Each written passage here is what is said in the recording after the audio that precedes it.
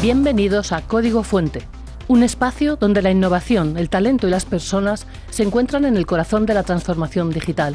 Hoy, más que nunca, la resiliencia digital se ha convertido en un factor clave para el éxito de las organizaciones.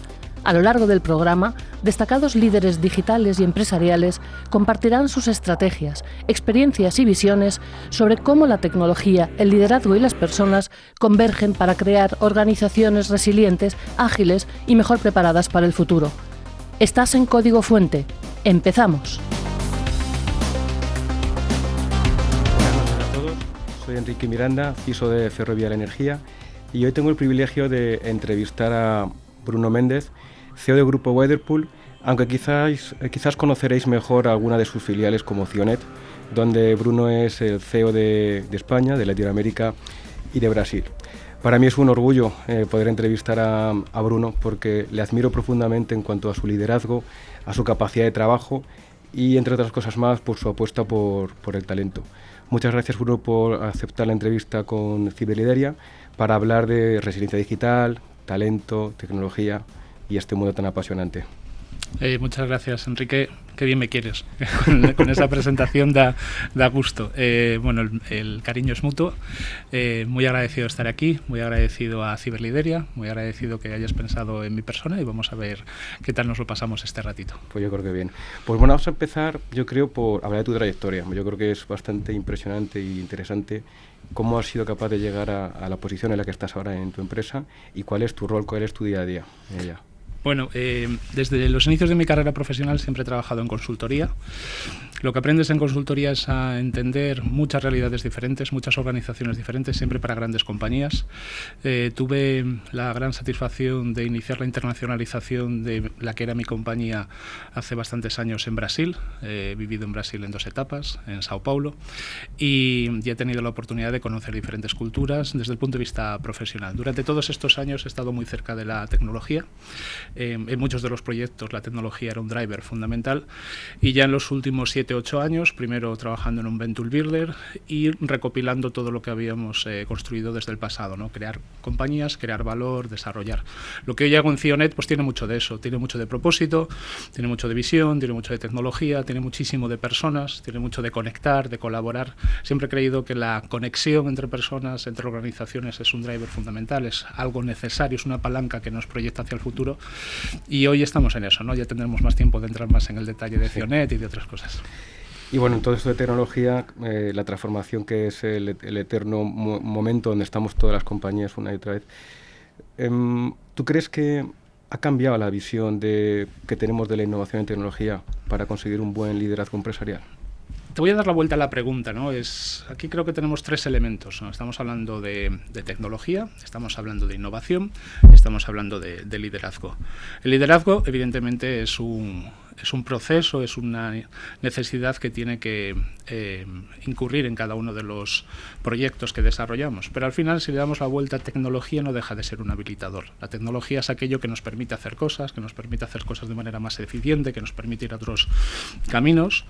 La innovación, desde mi punto de vista, es un entendimiento de cómo debes de buscar esa eficiencia, esos nuevos revenue streams, posibilidades de hacer cosas de manera diferente, de mejorar la calidad de tus productos, de tus servicios, y innovar desde el punto de vista de crear nuevos productos, nuevos servicios que no existen y que generas la necesidad a partir de la creación del producto. Y el liderazgo es el efecto multiplicador, ¿no? ¿En qué medida podemos multiplicar lo que hacemos? Podemos coger diferentes modelos. Stanford, un modelo muy basado en financiación, el MIT, un modelo muy basado en tecnología, en ciencia y también soportado por la industria militar. Harvard tiene el concepto humanista, Israel tiene el concepto de país. Pese a las dificultades en las que se encuentra ahora mismo esa situación, esa zona geográfica, pues siempre ha sido la nación startup, ¿no? Entonces yo creo que deberíamos de coger un poco de todos ellos, los asiáticos, ¿no? Cómo han sido capaces de copiar, replicar y mejorar. Entonces el liderazgo para mí en este ámbito de la tecnología y de la innovación tiene que recoger un poco de todos esos elementos. Y creo que en Europa estamos un poco retrasados, necesitamos darle un empuje, ¿no?, desde estas diferentes vertientes. Yo creo que también. Y hablando de este tema de justo liderazgo, vamos a ponernos en el lugar de un líder digital, ¿no?, con los que tratas muy habitualmente. ¿Cuál crees que es el mayor reto o mayores retos al que se tienen que enfrentar aquellas personas que deben garantizar la ciberresiliencia y la continuidad de negocio en el día a día? Bueno, son la ciberresiliencia y la continuidad de negocio, creo que van muy hiladas, muy conectadas. Son dos cuestiones críticas, fundamentales. Una condiciona a la otra y la otra puede influenciar en la primera. Para mí hay dos elementos clave. Uno es la cultura y el otro es la tecnología. Quizás pondría primero la cultura, ¿no? Si hacemos una metáfora, esta semana es la semana del Día del SIDA, del Día del VIH. Desde 1988 se viene trabajando en eso, ya después de varios años, desde que esa pandemia empezó a afectar a muchas personas y a cobrarse muchas vidas. No se ha ganado esa batalla desde el lado técnico, no se ha ganado solo desde la medicina, se ha ganado desde la cultura, desde la transformación, desde el entendimiento de que la protección es necesaria. Y eso, aplicado a un entorno corporativo, yo creo que es exactamente igual. Hay que ser capaces de crear una cultura de seguridad, una cultura de prevención, una cultura de estar preparados. No podemos protegernos de todos los riesgos. El riesgo existe, es inherente a la naturaleza, pero sí podemos organizarnos para que podamos trabajar ahí. Y un buen líder digital de ciberseguridad, un buen CISO, es aquella persona que tiene la capacidad de conectar, aquella persona que tiene la capacidad de orquestar pues su colaboración con el CIO, su colaboración con la dirección financiera, su reporte al consejo y al comité de dirección, el entendimiento de cómo hacer un buen plan de continuidad, las soluciones de protección. Y luego está la parte tecnológica. Cada día es más complicado para un líder de ciberseguridad o de una persona que tiene que garantizar la continuidad de negocio, y tú lo sabes bien, conectar, es construir la correcta narrativa de cómo me voy a proteger, con cuántas soluciones voy a trabajar. Ese Frankenstein complicado que tenemos, ¿hasta dónde lo puedo llevar? Y en ese trade-off, donde la parte económica es fundamental y la parte del riesgo, hasta dónde estamos dispuestos a llegar, pues creo que la construcción, esto que me preguntas, de una buena situación de garantizar la ciberresiliencia en un contexto de continuidad de negocio va mucho de ese trade-off, ¿no?, de conseguir encontrar la solución adecuada con los recursos necesarios, con la necesidad de nuestra organización. No es fácil. No, por eso que parece todo un desafío, bueno, y que al final uno vive en ese entorno desde hace años y efectivamente es como comentas.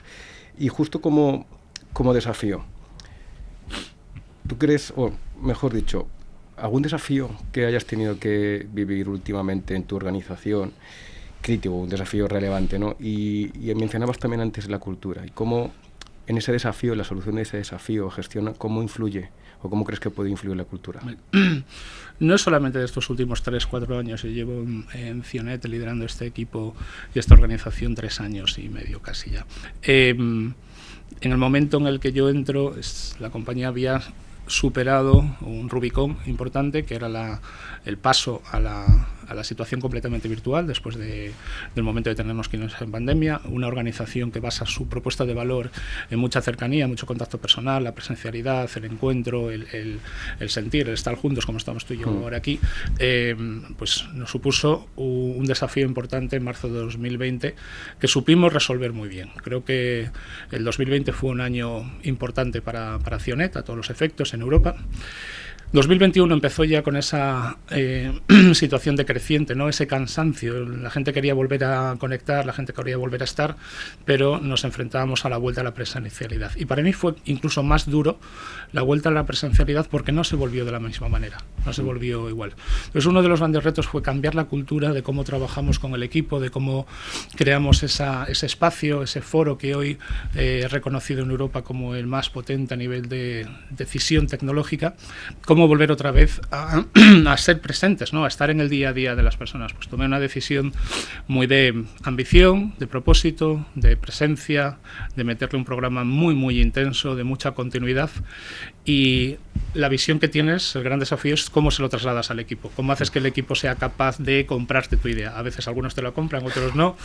En lo buen comunicador, buen vendedor y lo que tiene que ser un líder, ¿no?, alguien que convence, que desde la palabra, desde el ejemplo, pues es capaz, y en eso estamos hoy, en un entorno B2B interesante, maduro, y yo creo que hay muchas organizaciones, como le pasa también a Ciberlideria y otras organizaciones, que estamos haciendo muy buen trabajo. Estoy totalmente de acuerdo con lo que dices. La verdad es que fue un reto para todos, tanto personal como profesional. Y volviendo a uno de los primeros términos que mencionábamos al principio, acerca de la innovación, esa eterna innovación en la que estamos inmersos. ¿Cómo crees qué tecnologías se deben decidir y adoptar, y en qué momento es el más adecuado para adoptarlos? ¿Cómo debe ser esa decisión no siempre fácil para un CEO, para un responsable de tecnología? Yo creo que las tecnologías, los momentos, los determina el propio mercado. Creo que debemos de encontrar una situación de equilibrio, ¿no? De compañías que son muy early adopters, a veces se anticipan demasiado y se ha visto en muchas ocasiones, han llegado muy pronto. El mismo efecto tiene, o quizás un impacto mayor tiene, el llegar muy tarde. Vas a subir a surfear la ola, pero ya casi no tiene fuerza, ya solo es espuma y no tiene la fuerza inicial.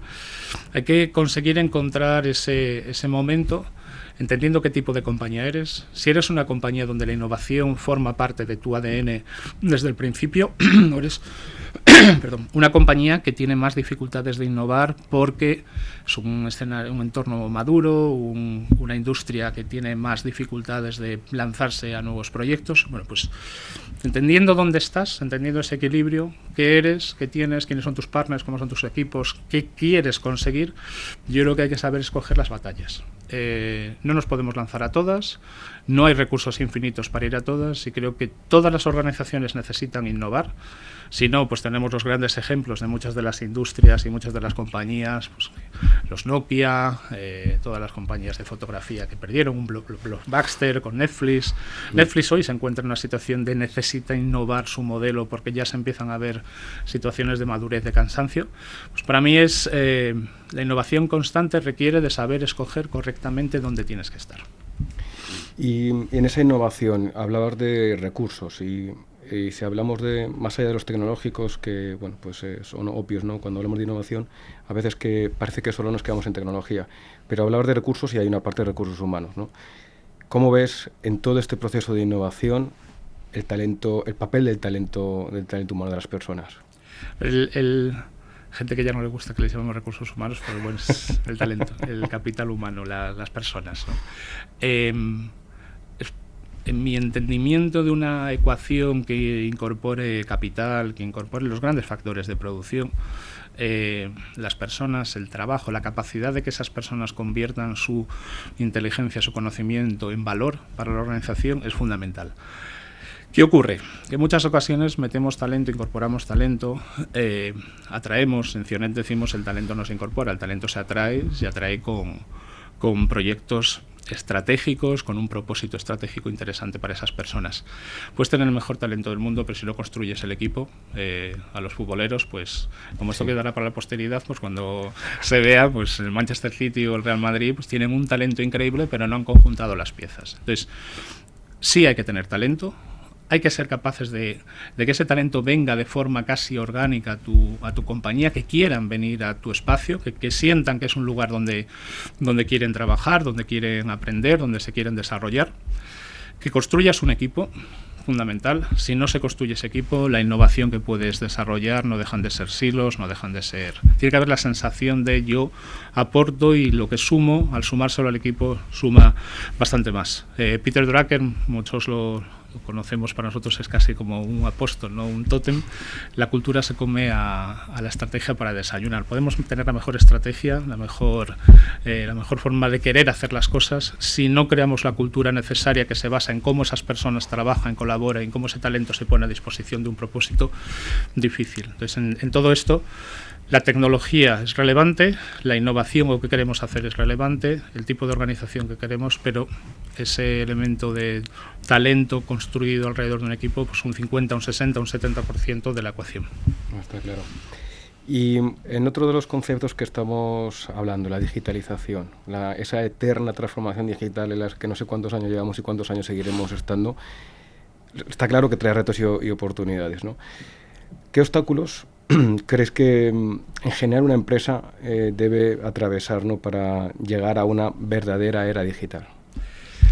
Yo creo que en esa frase tan manida, o en esas dos palabras tan manidas, transformación digital, podemos poner digital al lado de cualquier otra transformación técnica, transformación económica, transformación lo que sea. Al final, lo que estamos tratando es de cambiar hacia mejor las formas de operar, de competir, de producir, de agregar valor en el mercado a través de una adecuada combinación de factores de producción. Y no es de ahora, no es del momento siglo XXI, segunda década, tercera década. Estamos desde hace 40, 50 años, desde que se empezó a profesionalizar la forma de trabajar, desde lo que se recogió en la primera década de los 40, tratando de cambiar las formas en las que hacemos las cosas. Y ante eso nos hemos encontrado cuestiones de mentalidad, cuestiones de mindset, porque siempre se ha hecho así, porque nunca hemos probado esto, porque estamos acostumbrados. Hay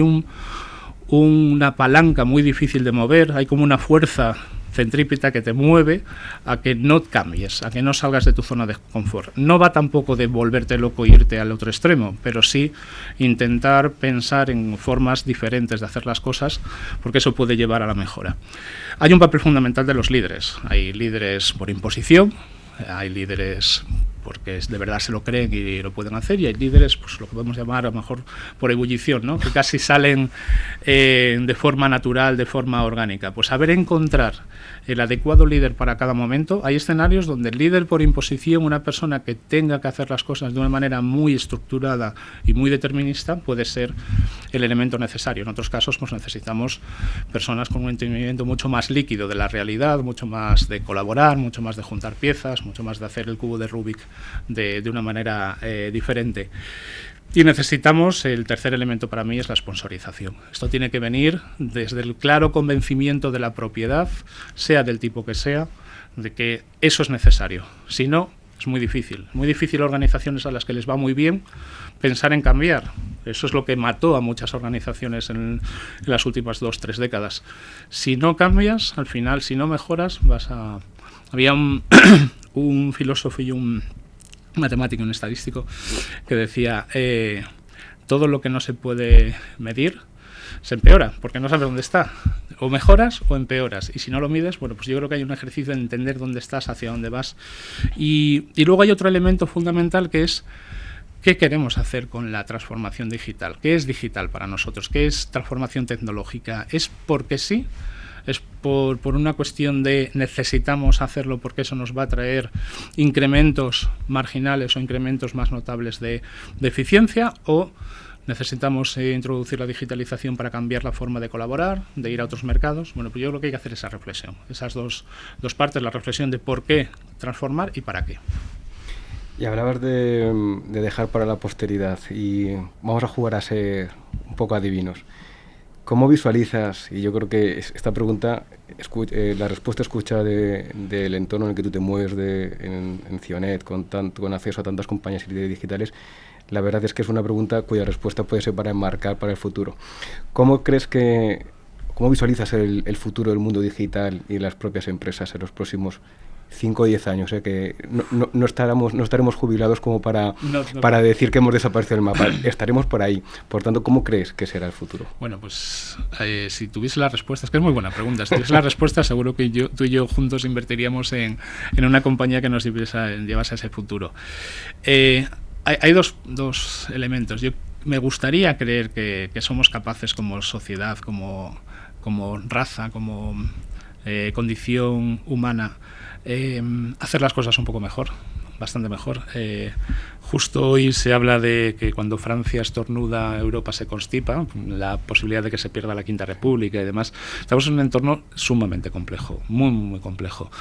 Y tengo la sensación de que cada vez más se producen dos líneas completamente divergentes. ¿Hacia dónde va la clase política?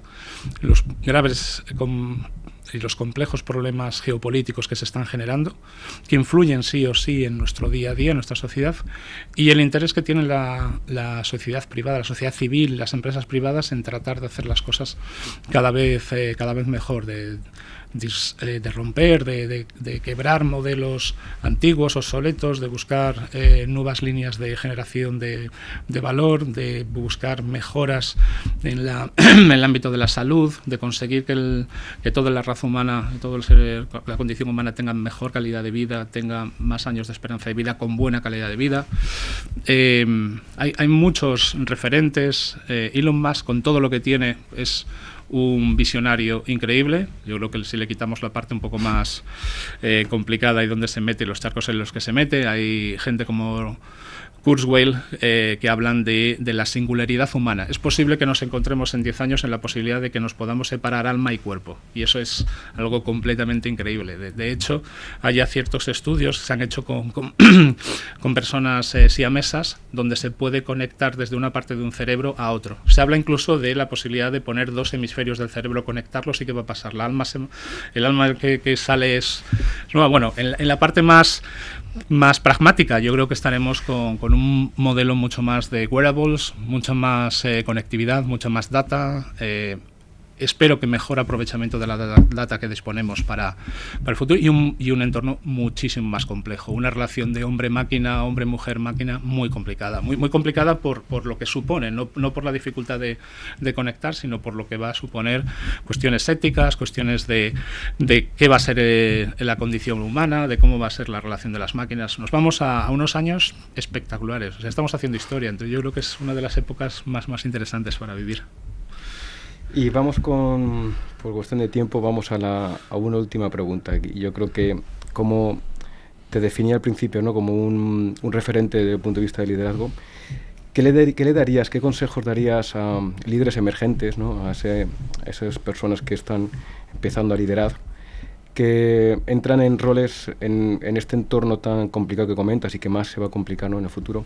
¿Qué consejo le darías a estas personas que van a estar en este entorno tan interconectado y dinámico? Creo que 2 o 3 cuestiones muy relacionadas con soft skills o con elementos sociales, ¿no? Escuchar antes de hablar, escuchar y ver y mirar con ojos de ver, no centrarte en lo que la otra persona te pueda aportar, ser humilde, seguir formándote de forma estructurada, de forma no estructurada, seguir con la ambición de aprender, con el ansia de querer saber nuevas cosas y de saber que no sabes nada o saber que sabes muy poquito. Eso, desde un punto de vista profesional, con todo el bagaje que traes y con toda la parte técnica que incorporas, genera una persona que puede liderar, que al menos está en la parrilla de salida o está en buenas posiciones, no sé si la pole, pero está en muy buena posición para poder asumir. Luego hay que liderar desde el ejemplo. Hay que ser alguien referente para tu gente, y eso va muy en tu forma de ser. Y luego el otro elemento es que hay que ser feliz. Hay que estar en algo que la felicidad es muy difícil definirla de manera continua, pero que cada día haya cositas que te llamen la atención, que disfrutes de ella, que lo pases un rato tan agradable como este que tengo ahora contigo. Es muy difícil decir, oye, es que al final hay que sostener a la familia, ¿no? Pero es muy difícil hacerlo si no tienes algo de felicidad, o si no tienes... Entonces, trata de buscar esas 2 cosas. Yo creo que una persona que escucha, que se relaciona, que aprende de otros, que está con intereses continuos, que quiere crecer, es una persona mucho más predispuesta a la felicidad que no alguien con un perfil completamente diferente. Pues bueno, la verdad es que sabes que me encanta hablar contigo, y yo creo que lo que cuentas es súper interesante. Estaría horas preguntándote más cosas sobre tecnología, innovación, transformación, personas, pero el tiempo ya manda, no podemos continuar. Pero de nuevo te queremos agradecer que hayas pasado un rato junto a nosotros, nos hayas trasladado tu visión y, bueno, cómo ves el futuro en el día de mañana. Y hasta aquí Código Fuente. Gracias por parte de todo el equipo, y gracias a todos ustedes por escucharnos, y como decía Bruno, sean felices.